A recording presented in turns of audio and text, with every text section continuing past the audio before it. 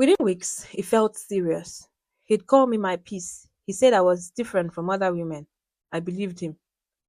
A few months later, Chika came home one weekend from work, all smiles and glowing. She couldn't stop talking about this amazing guy she met at a networking event. She said he was so kind, mature, and intentional. I was excited for her. I asked to see his picture. She blushed, opened her phone, and my words stopped. It was Toby.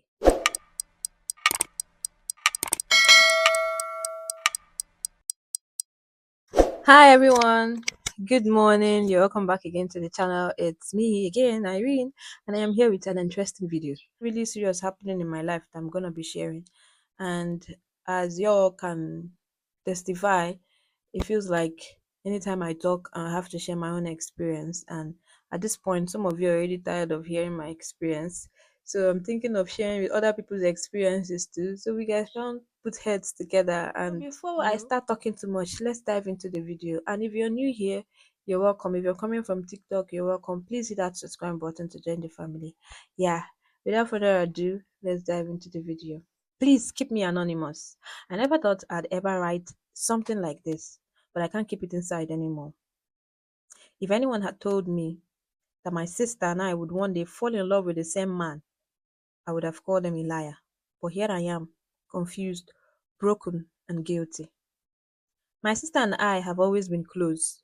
Her name is Chika, the loud, confident one, the kind of woman who walks into a room and everyone notices her. I am a Daisy, the quiet one, the one who listens more than she talks, the one who always ends up being the peacemaker. Growing up, Chika always got the attention from boys, relatives, from everyone. I didn't mind. I was used to it. I used to even joke that if we ever fell in love for the same man, I'd step back because somehow she'd win. Then one day, life decided to test that joke. Can imagine. Life just took it serious.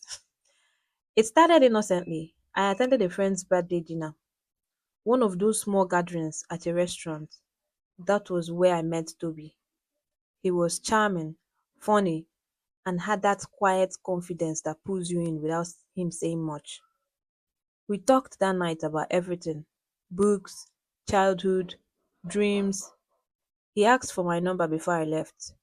For the first time in a long time, I felt seen. Not as Chika's sister, not as a quiet one, just me. We started talking every day. Morning calls, random texts, late night jokes.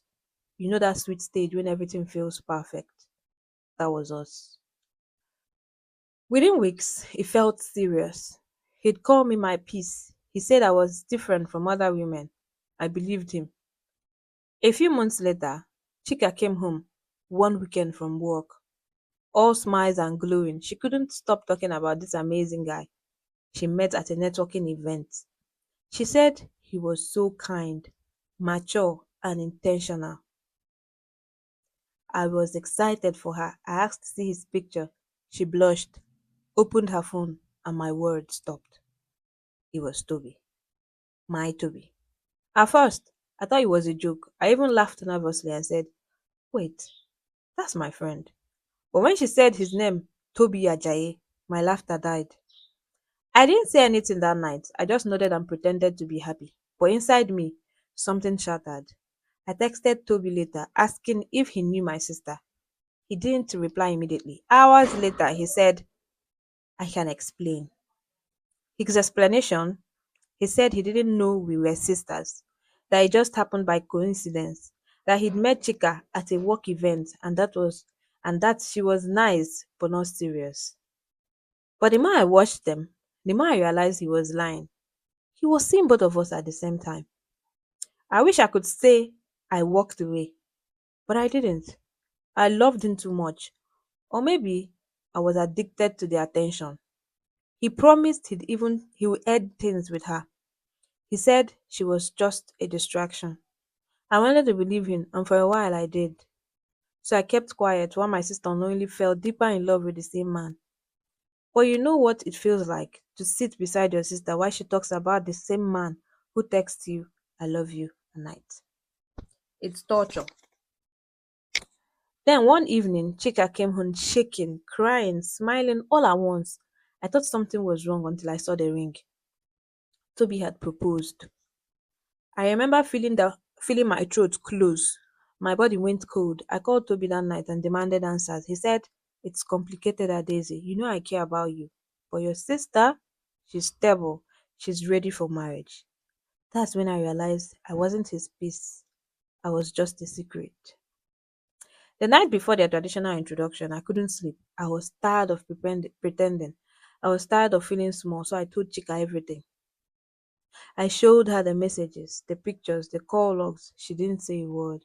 She just stared at me, tears in her eyes, then walked out of the room. The next morning, the entire family knew. There was chaos, shouting, blame.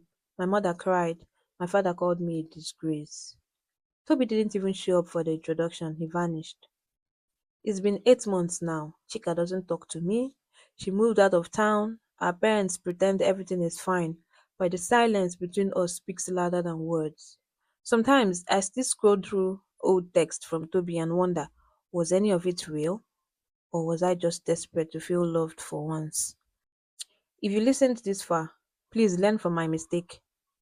Love isn't supposed to make you hide. It's not supposed to make you choose between your peace and your family. I lost my sister because I couldn't walk away when I should have. If you're in a similar situation, please don't let love blind you. No man is worth breaking blood ties over. And if Chika ever hears this, I am truly sorry. Whoa, sis, I'm not gonna lie because you brought this upon yourself, on your family, and your relationship with your sister. No matter what, your relationship with your sister should have come first. Okay? Immediately she came into the house and was excited to tell you that, hey, there's this guy, new guy I met. I'm talking to this one, that one, that one. You're supposed and you saw the picture. You're supposed to say, I know this guy now. Me and this guy were talking like that too. He asked me out. Bring out your own text message immediately as it is hot.